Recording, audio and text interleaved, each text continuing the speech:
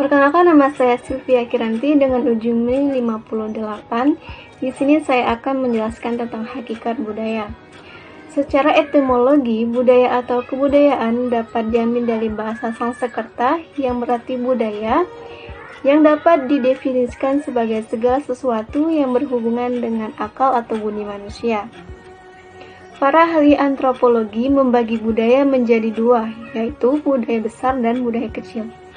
Budaya besar merupakan budaya prestasi yang di dalamnya meliputi geografi, sejarah, lembaga, sastra, seni, musik, dan cara hidup. Sementara menurut Tamoulin dan Stekleski, dikutip dari Suyitno tahun 2017 mengatakan bahwa budaya kecil adalah budaya perilaku yang meliputi sikap, kepercayaan, persepsi, terutama yang diekspresikan dalam bahasa dan dipengaruhi oleh budaya lokal. Budaya merupakan pengetahuan tentang dunia.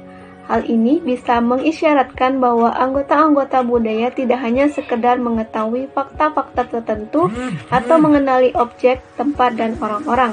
Namun, mereka juga harus berbagi pola pikir, cara pemahaman dunia, serta penarikan inferensi dan prediksi. Nah, dari uraian tersebut dapat disimpulkan bahwa pada hakikatnya budaya berkenaan dengan cara hidup manusia. Karena itu, budaya ini mencakup 3 wujud yang berkenaan dengan apa yang diperbuat oleh manusia, apa yang diketahui atau dipikirkannya, dan apa yang dibuat atau digunakannya dalam memenuhi kebutuhan hidupnya. Di sini saya akan memaparkan budaya Indonesia dalam pembelajaran BIPA. Belajar bahasa tidak semata-mata mengetahui tentang struktur bahasa. Daripada itu, mengenalkan nilai-nilai budaya melalui media bahasa. Metode yang seperti itu adalah untuk usaha mengaplikasikan pembelajaran berbasiskan budaya. Dengan konsep pengajaran bahasa Indonesia bagi penutur asing, terutama aspek budaya, karena bahasa merupakan media penyampai suatu kebudayaan, aspek budaya dalam pembelajaran bahasa Indonesia digunakan pada unsur bahasa maupun sikap berbahasa. Misalnya, berbicara dengan orang yang lebih tua harus menggunakan kata ganti, bapak, ibu, atau kakak, dan tidak memakai kata kamu, kau, atau kata ganti untuk orang yang sederajat umurnya. Perkenalkan, nama saya Denny Wahyu Pramudia. Saya mahasiswa dari Universitas Negeri Semarang. Saya akan menjelaskan tentang budaya Indonesia dalam pembelajaran BIPA. Ada beberapa aspek budaya yang dapat dimanfaatkan dalam penyajian materi ajar BIPA. Apabila kita menunjuk pada unsur budaya yang ditemukan oleh Wethaja-Raningrat yang dikutip Kuskan 2015, maka ada 7 unsur, antara lain sistem peralatan dan perlengkapan hidup. Yang kedua, sistem mata pencarian hidup. Yang ketiga, sistem pemasyarakatan. Yang keempat, bahasa. Yang kelima, kesenian. Yang keenam, sistem pengetahuan. Dan yang ketujuh, sistem religi. Berbeda dengan pendapat Wethaja-Raningrat, Mustaqim dalam Rusman 2015 mengelompokkan materi yang perlu disajikan dalam buku BIPA yakni terdiri atas 1. Benda-benda budaya, 2. Gerak-gerik anggota badan, 3. Jarak fisik ketika komunikasi, yang keempat, kontak pandang mata dalam berkomunikasi, yang kelima, penyentuhan, 6. Adat istiadat yang berlaku dalam masyarakat, 7. Sistem nilai yang berlaku dalam masyarakat, 8. Sistem religi yang dianut masyarakat, 9. Mata pencarian, 10. Kesenian, 11. Pemanfaatan waktu, 12. Cara berdiri, duduk, dan menghormati orang lain, 13. Keramah tamahan, 14. Pujian, 15. Gotong royong, 16. Sopan santun, termasuk eufemisme. Namun belum semua unsur itu disajikan dan masih ada unsur yang belum terdapat perhatian dalam buku ajar BIPA. Suatu kenyataan dalam pengajaran bahasa asing, dalam hal ini bahasa Indonesia bagi orang asing, bahwa ada realitas sosial masyarakat Indonesia yang pluralisme, yang menggunakan bahasa Indonesia dengan latar belakang budaya yang berbeda. Dengan perbedaan itu, pelajar asing akan memahami karakteristik masing-masing. Dengan demikian, pengetahuan yang menyeluruh tentang pluralisme masyarakat Indonesia, di samping kemahiran berbahasa Indonesia, akan diperoleh oleh pengajar secara bersamaan. Ruksan 2015. Sekian penjelasan dari saya. Terima kasih. Perkenalkan, nama saya Dwi Valenia dengan ujung NIM 4072. Pada kesempatan kali ini saya akan memaparkan tujuan pembelajaran BIPA berbasis budaya. Teman-teman, hal yang tidak boleh lepas dalam pembelajaran BIPA adalah pengenalan budaya yang ada di negara Indonesia. Tujuan pengenalan budaya yang ada di Indonesia kepada pembelajar BIPA itu beberapa di antaranya menurut Yahya pada tahun 2020 halaman 4, yaitu yang pertama, mengenalkan pola hubungan kekerabatan, tolong-menolong, hingga kesopanan kepada pembelajar BIPA. Supaya apa? Supaya mereka dapat belajar menyesuaikan diri dengan kebudayaan yang ada di Indonesia. Yang kedua ini mempromosikan keanekaragaman budaya yang ada di Indonesia. Dengan cara itu, WNA banyak yang tertarik dan datang ke Indonesia, sehingga memungkinkan pendapatan masyarakat maupun negara akan bertambah. Dan tujuan yang terakhir yaitu yang ketiga. Tujuan yang ketiga ini adalah keanekaragaman budaya yang ada di Indonesia sangat memungkinkan mempengaruhi pola pikir pembelajar BIPA, sehingga apabila tiba masanya mereka telah berpengaruh di dunia pendidikan, ekonomi, politik, dan lain-lain, keputusan atau karya yang mereka buat akan disesuaikan dengan budaya di Indonesia.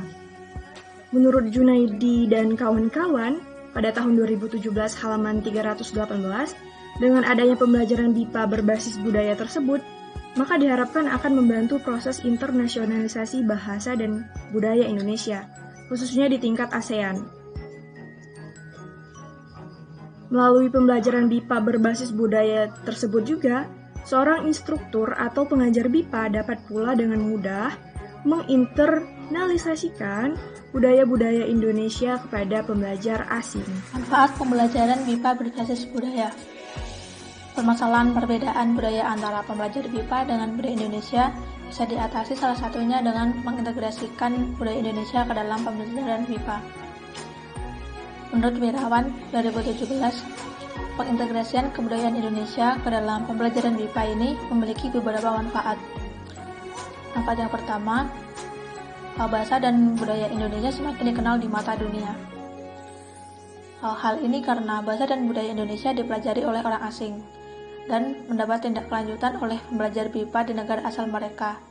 Misalnya dengan mengajarkan bahasa dan budaya Indonesia kepada orang lain di negara asal mereka. Dan hal ini tentu akan menambah pamor bahasa dan budaya Indonesia di mata dunia. Untuk manfaat kedua, adanya saling memahami budaya oleh pembelajar BIPA atau disebut cross-culture understanding. Adanya saling memahami budaya oleh pembelajar BIPA ini tentu akan membantu memahami budaya lain yang nantinya akan meningkatkan kemampuan bergaul dengan bangsa lain. Baiklah, di sini saya akan menjelaskan tentang budaya upacara Tedak Siten bagi pembelajar BIPA. Nah, salah satu kebudayaan yang dapat diperkenalkan kepada pembelajar BIPA adalah upacara Tedak Siten. Tedak Siten berasal dari dua kata dalam bahasa Jawa, yaitu tedak yang berarti menapakkan kaki dan siten yang berasal dari kata siti yang artinya bumi. Upacara ini dilakukan ketika seorang bayi berusia 7 bulan dan mulai belajar duduk dan berjalan di tanah. Secara keseluruhan, upacara ini dimaksudkan agar ia menjadi mandiri di masa depan. Nah, Bratawijaya yang dikutip dalam Yahya pada tahun 2020 halaman 5 mengatakan upacara seperti ini yaitu upacara yang berwujud kenduri atau pesta yang biasanya diselenggarakan di serambi rumah atau rumah bagian depan. Sedangkan keperluan yang ada rangkaiannya dengan upacara itu diselenggarakan di gandok atau rumah bagian belakang. Nah, lalu apa sih makna upacara Tedak Siten? Menurut Yahya pada tahun 2020, Tedak Siten sebagai bentuk pengharapan orang tuanya terhadap buah hati agar si anak siap dan sukses menapaki kehidupan yang penuh dengan rintangan dan hambatan dengan bimbingan orang tuanya. Ritual ini sekaligus sebagai wujud penghormatan terhadap Siti atau bumi yang memberi banyak hal dalam kehidupan manusia. pada zaman dulu masih banyak masyarakat Jawa yang melakukan ritual ini untuk anaknya. Setelah semua perlengkapan siap, maka ritual ini pun dimulai, di mana di awal si anak akan dimandikan dengan air kembang setaman. Lalu setelah si anak memakai pakaian baru, ia akan dibimbing ibunya menginjak jadah atau semacam nasi ketan tumbuk dengan 7 warna.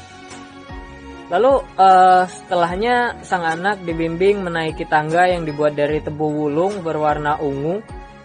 Lalu selanjutnya sang anak kemudian dimasukkan ke dalam kurungan ayam berhias janur kuning dan hiasan lainnya. Dalam kurungan tersebut terdapat beberapa benda yang harus dipilih oleh sang anak, di mana acara tersebut merupakan tradisi Jawa yang disebut Tedak Siten, di mana Tedak Siten ini merupakan peringatan di mana seorang anak mulai dilatih berjalan dengan menapakkan kedua kakinya di bumi. Yang selanjutnya tahapan pembelajaran untuk pengenalan upacara Tedak Siten kepada pembelajar BIPA, di mana di sini ada 4 tahapan. Yang pertama yaitu tahapan menyimak, di mana setiap mahasiswa diminta untuk menyimak upacara Tedak Siten baik dalam bentuk rekaman video ataupun jika memungkinkan mahasiswa akan diajak untuk menyaksikan upacara secara langsung. Pembelajar BIPA juga dapat menyimak informasi yang dibacakan oleh pengajar. Lalu selanjutnya pembelajar BIPA dapat menyimpulkan isi simakan dan menyebutkan komposisi yang terdapat dalam upacara Tedak Siten. Tahapan kedua yaitu tahapan berbicara, di mana mahasiswa diminta menceritakan proses upacara Tedak Siten mulai dari sejarah, perlengkapan, tata cara, urutan upacara, dan makna yang terkandung di dalamnya. Selanjutnya, pembelajar BIPA akan diajak untuk berbicara tentang perbedaan upacara Tedak Siten dengan upacara-upacara yang dilakukan di negara mereka. Lalu tahapan ketiga yaitu adalah tahapan membaca. Dalam pembelajaran keterampilan membaca, mahasiswa akan diminta untuk membaca teks terkait upacara Tedak Siten secara cermat, di mana untuk level pemula, mahasiswa hanya diminta untuk membaca teks dengan pelafalan yang benar. Setelah mahasiswa menguasai pelafalan yang benar, maka mahasiswa bisa diarahkan pada penggunaan intonasi dan jeda yang tepat. Dan tahapan yang keempat atau yang terakhir yaitu tahapan menulis, di mana mahasiswa diminta untuk menulis teks deskripsi tentang upacara Tedak Siten mulai dari sejarah, perlengkapan hingga makna filosofis yang terkandung di dalamnya. Melalui tulisannya, mahasiswa BIPA akan lebih memahami hasanah budaya Indonesia, khususnya upacara Tedak Siten. Memperkenalkan upacara Tedak Siten atau budaya upacara Tedak Siten kepada pembelajar BIPA bukan berarti kita memperkenalkan mitos kepada mereka, akan tetapi kita memperkenalkan budaya yang ada di Indonesia serta makna filosofis yang terkandung di dalamnya. Perkenalkan, nama saya Denny Wahyu Pramudia dari Universitas Negeri Semarang. Saya akan membawakan kebudayaan wayang dalam untuk media pembelajaran BIPA. Penyediaan media wayang dalam pembelajaran BIPA merupakan wujud media audiovisual yang dinilai mampu memberikan warna baru agar pembelajaran lebih inovatif. Wayang berasal dari bahasa Jawa yang berarti bayang atau bayang-bayang. Kata wayang pada zaman dahulu disebut hamayang yang berarti mempertunjukkan bayangan. Salah satu keindahan dari wayang adalah permainan bayangan dan warna dari bayangan tersebut. Sugiarto 2005. Kegiatan pembelajaran wayang dapat dilakukan dengan berbagai langkah. Yang pertama, pemutaran video pementasan wayang menggunakan bahasa Indonesia. Ini pemutaran video dapat memilih salah satu tokoh dari pewayangan. Yang kedua, pemberian teks untuk menambah pemahaman mahasiswa. Teks tersebut berisi kayak informasi-informasi dari video tokoh pewayangan yang telah ditampilkan di dalam video. Yang ketiga, pengenalan karakter wayang dalam cerita. Misalkan kan saya menampilkan tokoh pewayangan Dewa Ruci. Kemudian saya juga menjelaskan pengenalan karakter tokoh pewayangan tersebut seperti apa. Yang keempat, mahasiswa dapat melakukan tes keterampilan berbicara dalam menggunakan media wayang. Setelah mereka melihat video dan membaca teks yang sudah diberikan, diharapkan mahasiswa WIPA dapat menceritakan kembali menurut pemahaman mereka tentang video yang telah ditampilkan tersebut. Kemudian manfaat penggunaan media wayang dalam pembelajaran BIPA. Yang pertama ada pembelajaran lebih komunikatif dan menarik. Yang kedua ada meminimalkan proses translasi atau terjemahan dalam pembelajaran.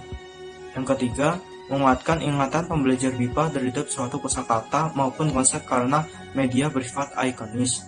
Yang keempat, pembelajar BIPA lebih banyak beraktivitas dalam mengeksplorasi media.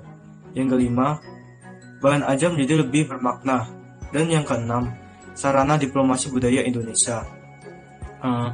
Dengan pembelajaran menggunakan wayang ini, para mahasiswa diharapkan lebih komunikatif gitu. Misalkan ada beberapa kosakata yang tidak mereka ketahui, terus mereka coba bertanya kepada temannya gitu. Siapa tahu temannya juga mengetahuinya. Kemudian dengan media wayang, mereka kan tidak terpaku hanya dilihatkan video. Dengan video tersebut juga tidak bakal memenuhi semua yang ingin mereka ketahui. Kemungkinan setelah pelajaran pengenalan budaya wayang tersebut, mereka diharapkan dapat mengeksplor lagi tentang tokoh pewayangan Dewa Ruci atau tokoh pewayangan yang lain melalui Google dan lain-lain. Terus kemudian di samping memperkenalkan bahasa Indonesia dengan menunjukkan wayang tersebut, kita juga memperkenalkan budaya Indonesia. Terus kesimpulan, salah satu budaya Jawa yang dapat diperkenalkan kepada mahasiswa BIPA adalah seni wayang. Melalui media wayang, pembelajaran keterampilan berbicara lebih kreatif dan inovatif.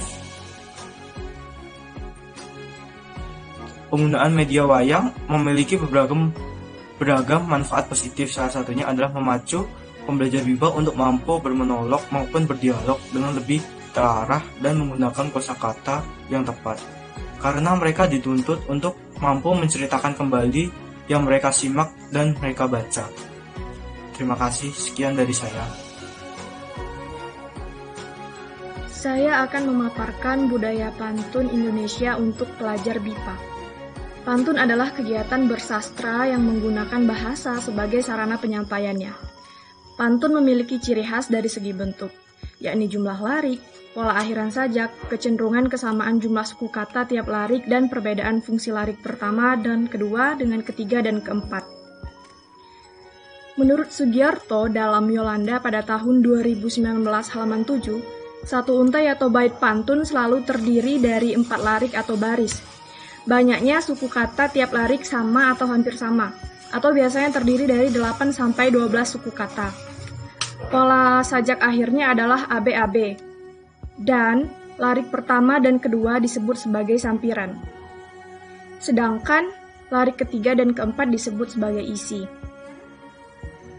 Pantun dengan segala atributnya merupakan salah satu tradisi dalam budaya masyarakat yang perlu dijadikan materi pengajaran BIPA karena sesuai dengan misi BIPA, yakni mengenalkan budaya Indonesia pada masyarakat dunia.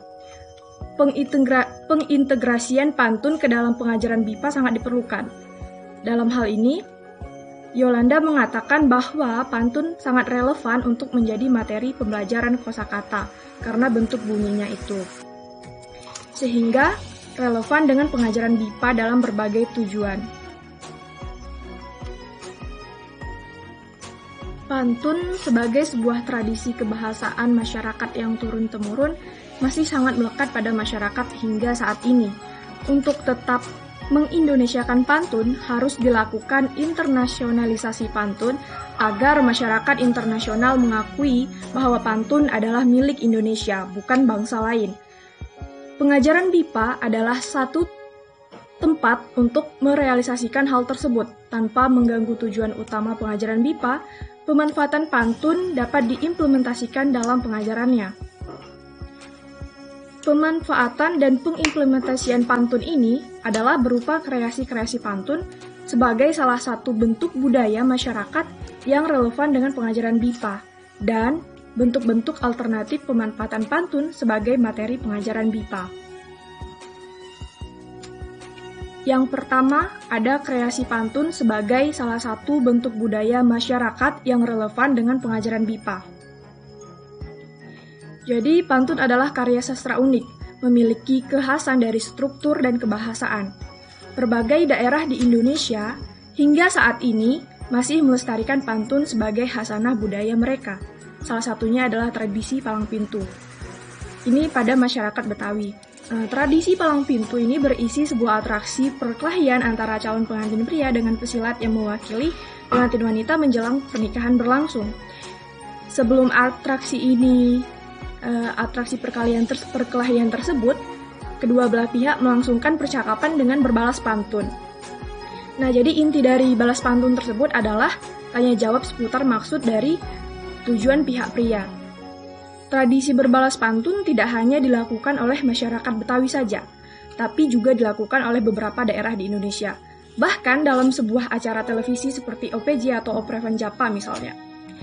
Permainan balas pantun dalam acara tersebut dilakukan dengan teknik musikalisasi pantun, dengan menggunakan lagu modifikasi, seperti Andeci juga misalnya. Unik dan menyenangkannya kreasi pantun ini dapat dijadikan sebagai suatu inovasi baru dalam pengajaran, termasuk pengajaran BIPA. Melalui berbalas pantun dan musikalisasi pantun, diharapkan pelajar BIPA dapat dengan mudah mencapai kompetensi penguasaan bahasa Indonesia serta mendapatkan pengetahuan mengenai pantun sebagai tradisi kebahasaan masyarakat Indonesia. Yang kedua ini adalah bentuk-bentuk alternatif pemanfaatan pantun sebagai materi pengajaran BIPA. Ini sebenarnya yang paling penting. Bentuk-bentuk alternatif pemanfaatan pantun sebagai materi pengajaran BIPA itu dibagi menjadi dua bentuk, yakni dua bentuk alternatif. Yang pertama materi pantun berbentuk tertulis dan materi pantun berbentuk lisan. Yang pertama ini materi pantun tertulis. Materi pantun tertulis dibedakan atas dasar tingkatan siswa. Pengajaran dimulai dari pengenalan kosakata berdasarkan kesamaan atau kemiripan suku kata terakhir tiap kata. Kemudian kegiatan melengkapi pantun rumpang, kegiatan menganalisis kesalahan pantun, hingga menciptakan karya pantun.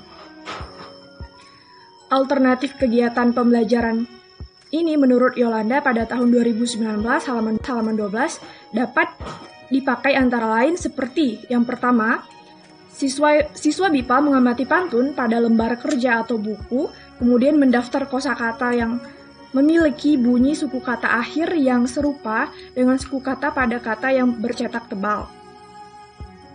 Alternatif ini bertujuan untuk memperkaya kosakata siswa BIPA.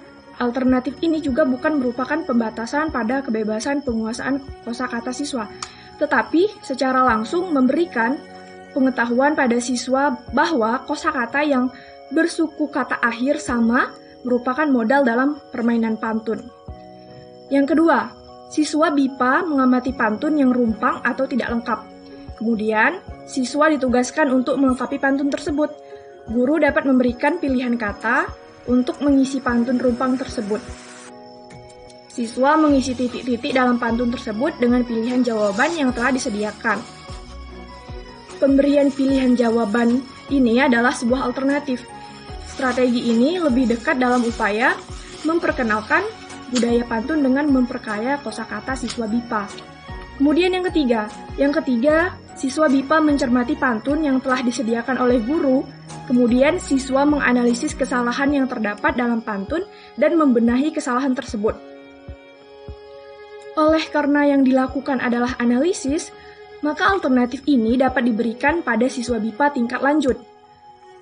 Kemudian yang keempat, siswa BIPA mengamati pantun yang telah disediakan guru, kemudian membuat pantun balasan dari pantun yang telah disediakan guru tersebut. Siswa menjawab pertanyaan yang disampaikan dalam pantun tersebut dengan cara berpantun pula. Jika tadi materi pantun berbentuk tertulis, kemudian ada juga materi pantun berbentuk lisan, yaitu materi pantun lisan. Jadi, materi pantun lisan ini dapat bersumber dari video atau audio. Guru dapat memperoleh materi tersebut dari internet rekaman yang dibuat sendiri, atau mempraktikkan di depan siswa secara langsung. Materi pantun lisan tersebut dapat bervariasi, misalnya video atau audio visual atau audio kegiatan berbalas pantun. Musikalisasi pantun juga bisa, dan pembacaan pantun secara individu. Pada kegiatan pembelajaran, hal yang perlu dipastikan oleh pengajar sebelum kegiatan inti adalah pengetahuan siswa mengenai karakteristik pantun. Pengetahuan tersebut dapat dibangun siswa bersama pengajar pada kegiatan pendahuluan. Alternatif kegiatan yang dapat diaplikasikan pada siswa tingkat pemula, misalnya seperti dalam beberapa contoh kegiatan inti pembelajaran. Yang pertama,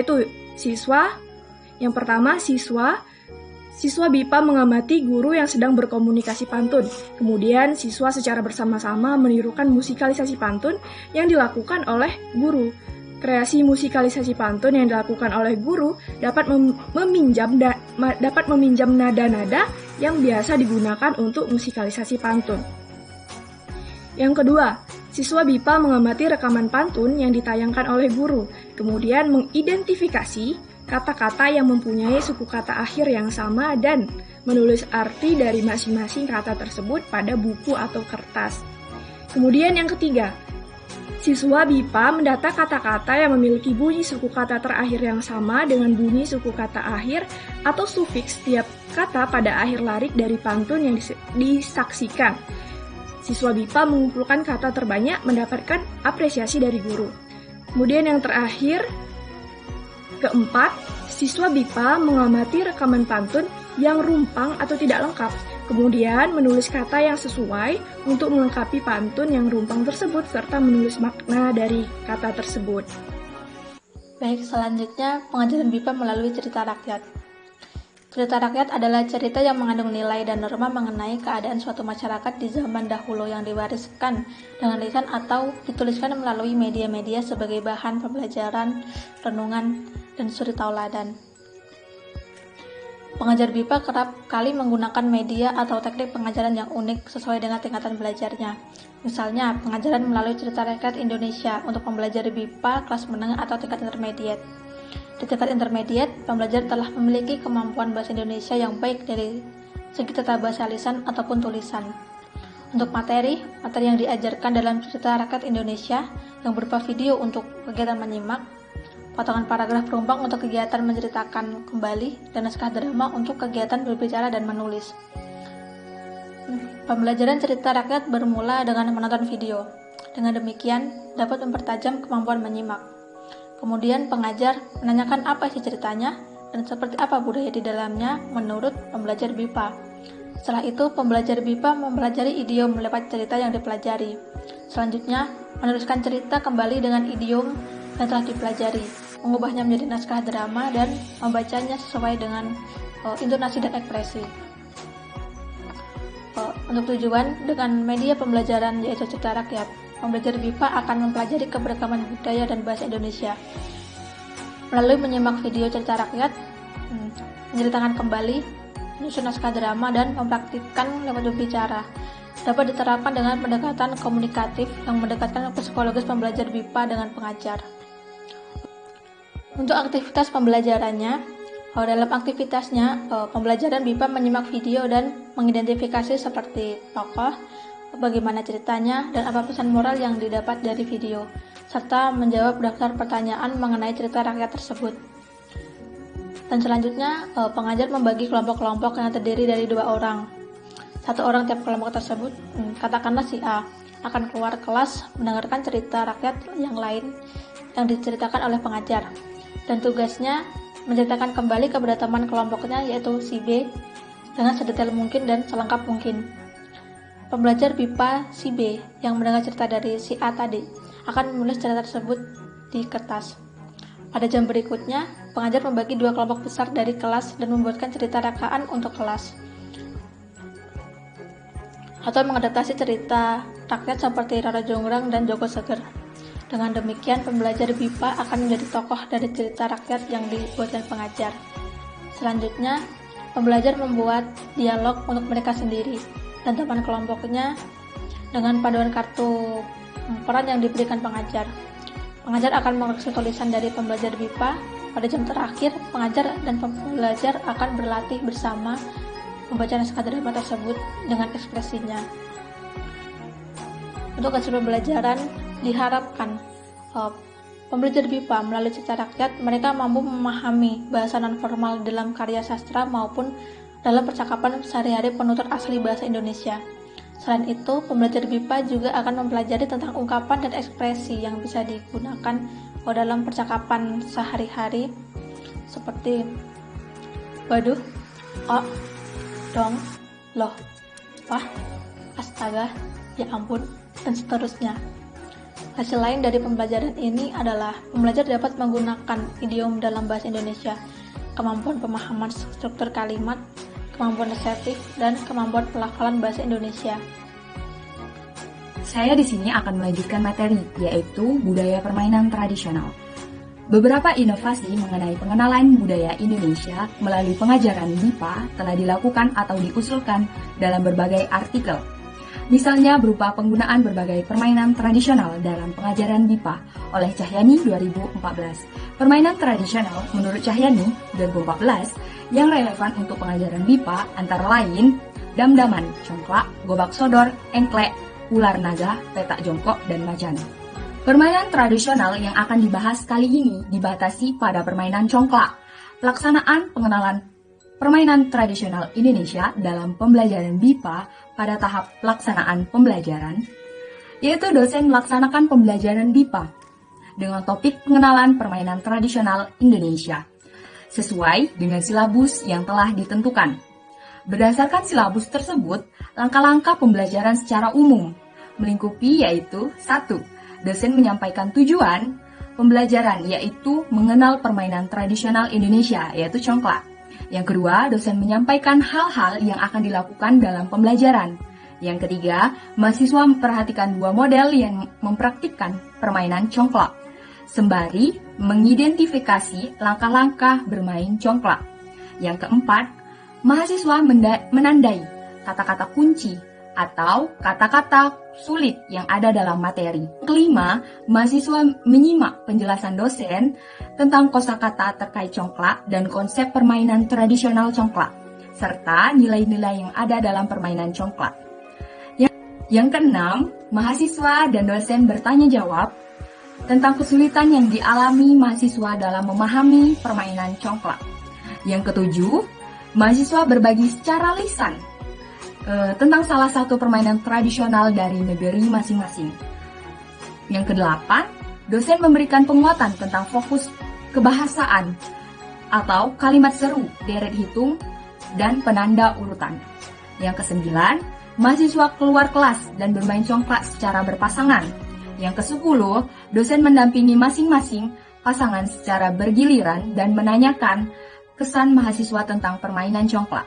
Yang kesebelas, dosen menutup perkuliahan dan memberi lembar tugas untuk dikumpul keesokan harinya. Yang selanjutnya, dosen akan memaparkan nilai atau hikmah yang bisa diambil dari permainan congklak. Yang pertama, permainan congklak memiliki 7 lubang yang masing-masing berisi 7 biji. 7 adalah jumlah hari dalam 1 minggu. Jumlah biji yang ada pada lubang meliputi sama. Artinya, tiap orang mempunyai jatah waktu yang sama dalam seminggu, yaitu 7 hari. Yang kedua, ketika biji diambil dari satu lubang dan mengisi lubang lainnya, termasuk lubang induknya, pelajaran dari fase ini adalah tiap hari yang kita jalani akan mempengaruhi hari-hari kita selanjutnya dan juga hari-hari orang lain. Apa yang kita lakukan hari ini menentukan apa yang akan terjadi pada masa depan kita. Apa yang kita lakukan hari ini bisa jadi sangat bermakna pula bagi orang lain. Yang ketiga, biji diambil kemudian diambil lagi juga berarti bahwa hidup itu harus memberi dan menerima. Tidak bisa diambil terus kalau tidak memberi. Yang keempat, biji diambil satu persatu, tidak boleh semua sekaligus. Maksudnya kita harus jujur untuk mengisi lubang kita. Kita harus jujur mengisi hidup kita. Satu persatu, sedikit demi sedikit, asalkan jujur dan baik. Lebih baik daripada banyak namun tidak jujur. Satu persatu biji yang diisi juga bermakna bahwa kita harus menabung tiap hari untuk hari-hari berikutnya. Kita juga harus mempunyai simpanan atau tabungan, yaitu biji yang berada di lubang induk. Yang selanjutnya, yang kelima, strategi diperlukan dalam permainan ini agar biji kita tidak habis diambil lawan. Hikmahnya adalah hidup ini adalah persaingan. Namun, bukan berarti kita harus bermusuhan, karena tiap orang juga punya kepentingan dan tujuan yang mungkin sama dengan kita. Maka kita harus cerdik dan strategis. Yang keenam, pemenang adalah yang jumlah bijinya di lubang induk yang paling banyak. Maksudnya adalah mereka yang menjadi pemenang, mereka yang sukses adalah mereka yang paling banyak amal baiknya, mereka yang banyak tabungan kebaikannya, mereka yang menabung lebih banyak, dan mereka yang tahu strategi untuk mengumpulkan rezeki. Dari permainan tradisional dapat memberikan dampak yang sangat baik dalam membantu mengembangkan keterampilan emosi. Selain itu, permainan tradisional juga dapat melatih kemampuan sosial para pemainnya. Karena pada umumnya, permainan tradisional membutuhkan lebih dari satu pemain menurut Syafi'i tahun 2013. Inilah yang membedakan permainan tradisional dengan permainan modern. Oleh karena itu, permainan tradisional bisa dijadikan alternatif materi dalam pembelajaran pengenalan budaya Indonesia dalam mata kuliah BIPA. Baiklah, di sini saya akan menjelaskan pembelajaran BIPA melalui budaya tari, salah satunya budaya tari Ketawang. Tari budaya Ketawang adalah tarian sakral yang ada di lingkup Keraton Surakarta. Tarian ini hanya dipentaskan 1 tahun sekali pada saat cara peresmian ulang tahun kenaikan tahta Sri Susuhunan di Keraton Surakarta.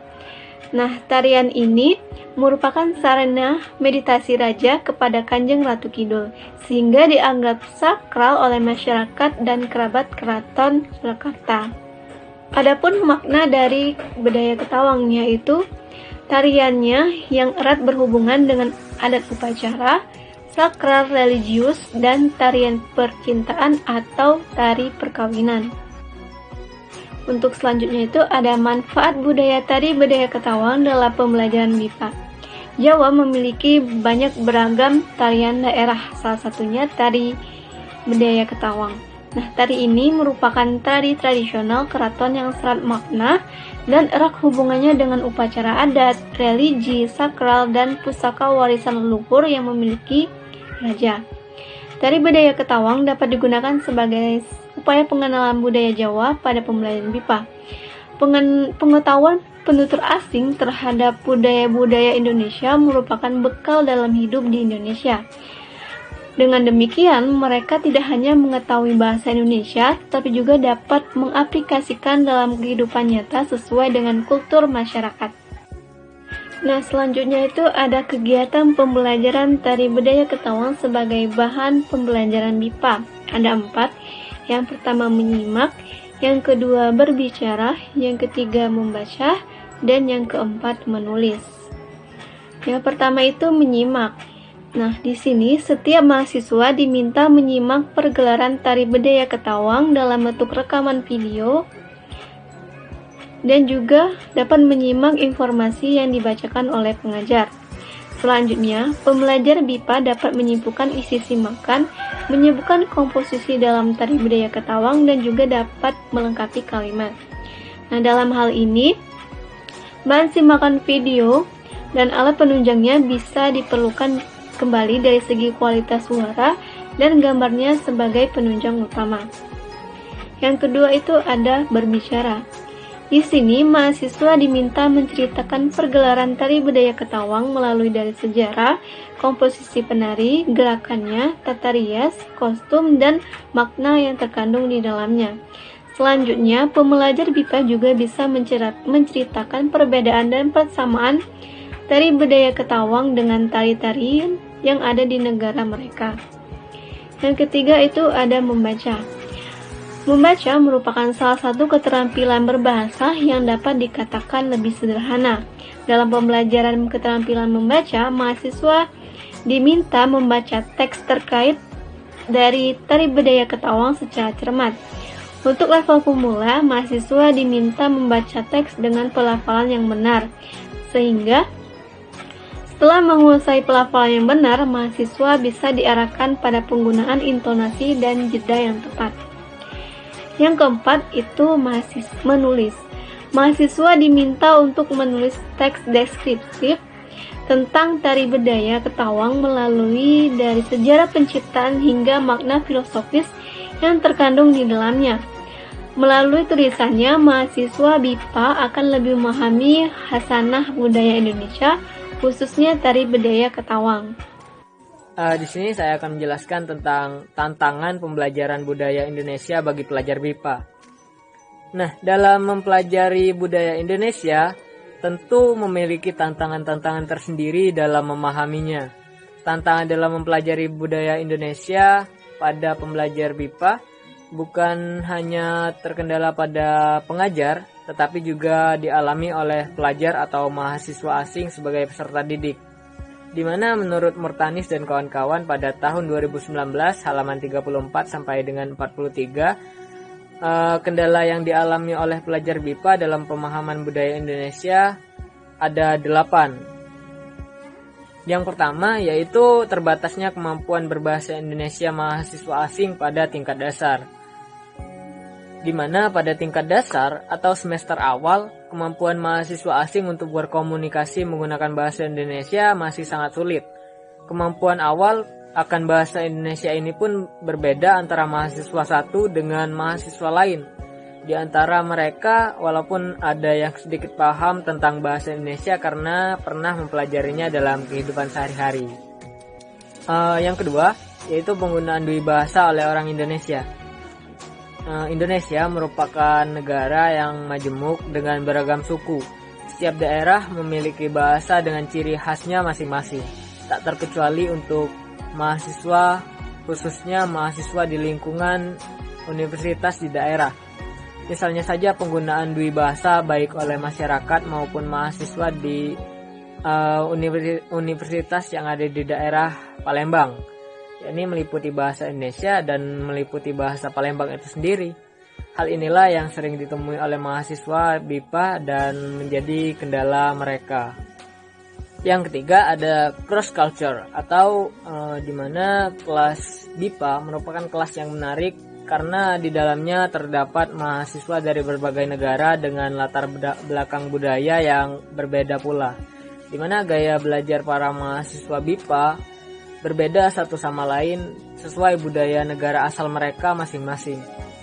Gaya belajar para pelajar BIPA sangat beragam karena banyak dari mereka yang berasal dari latar belakang yang berbeda pula. Di mana situasi yang demikian ikut mempengaruhi iklim belajar di dalam kelas. Yang keempat yaitu tempo berbicara masyarakat Indonesia. Nah, salah satu cara mahasiswa untuk memahami budaya Indonesia adalah dengan memahami bahasa Indonesia baik secara lisan maupun secara tulisan, di mana penjelasan atau percakapan mengenai budaya Indonesia sering mereka dengarkan baik oleh pengajar maupun dari mahasiswa Indonesia. Namun, mahasiswa asing tidak mudah dalam menyerap makna mitra tuturnya, yakni orang Indonesia. Hal ini sesuai dengan pendapat Stringer dan Casday yang dikutip dalam Murtanis dan kawan-kawan pada tahun 2019 yang menjelaskan bahwa pembicara bahasa kedua bisa memakan waktu lebih lama untuk dapat menemukan kata yang ingin mereka komunikasikan, serta mungkin terbatas pada kata yang tersedia untuk mereka. Yang kelima, kurangnya motivasi mahasiswa asing. Nah, motivasi adalah faktor yang berperan penting dalam kehidupan seseorang. Dari motivasi itu timbul sebuah dorongan yang baik berasal dari diri sendiri maupun dari orang lain, di mana motivasi merupakan keadaan internal yang mengaktifkan dan memberi arah kepada pikiran, perasaan, dan tindakan. Hal ini menyiratkan bahwa dorongan merupakan sesuatu yang melekat dalam motivasi. Yang keenam yaitu keterbatasan pengetahuan pengajar BIPA. Nah, kebudayaan pengajar BIPA seharusnya dituntut untuk tidak hanya mumpuni dalam hal kebahasaan, tapi mereka juga harus mampu memahami tentang kebudayaan Indonesia. Namun hal inilah yang menjadi momok dalam pembelajaran BIPA.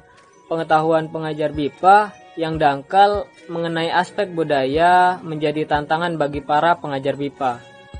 Yang keenam yaitu keterbatasan pengetahuan pengajar BIPA. Nah, kebudayaan pengajar BIPA seharusnya dituntut untuk tidak hanya mumpuni dalam hal kebahasaan, tapi mereka juga harus mampu memahami tentang kebudayaan Indonesia. Namun hal inilah yang menjadi momok dalam pembelajaran BIPA.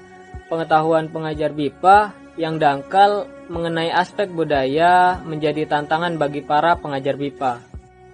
Yang ketujuh yaitu keterbatasan pengintegrasian budaya dalam pembelajaran BIPA. Nah, pada dasarnya tujuan program BIPA adalah untuk mengajarkan bahasa dan budaya Indonesia. Akan tetapi pada kenyataannya seringkali pengajaran BIPA lebih mendominasi.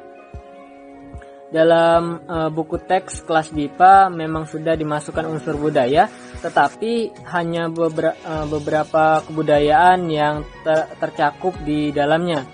Berdasarkan hasil wawancara seorang peneliti, para pengajar BIPA akan memasukkan unsur budaya dalam materi pembelajaran jika materi tersebut memungkinkan untuk dimasukkan unsur budaya. Hal inilah yang mengakibatkan tidak setiap pertemuan dalam kelas selalu ada unsur budaya di dalamnya. Dan yang ke-8 atau yang terakhir yaitu tidak ada tuntutan evaluasi khusus tentang pemahaman budaya. Dalam pembelajaran BIPA ada evaluasi berupa tes tengah semester dan tes di akhir semester. Mereka juga akan mengikuti tes UKBI. Tes-tes tersebut merupakan tes di bidang kebahasaan. Di samping itu, tuntutan tugas-tugas harian mahasiswa asing juga lebih dekat dengan aspek kebahasaan yang mencakup 4 keterampilan, yakni menyimak, berbicara, membaca, dan menulis. Tidak ada evaluasi khusus untuk mengukur pemahaman mahasiswa asing tentang kebudayaan Indonesia. Hal ini mengakibatkan mahasiswa asing kurang serius untuk mempelajari budaya Indonesia. Namun terlepas dari itu, masih banyak pengajar BIPA yang tetap berupaya mengevaluasi tingkat pemahaman budaya mahasiswa asing. Misalnya dengan cara sering memberikan pertanyaan secara lisan mengenai budaya-budaya yang ada di Indonesia di setiap pembelajaran di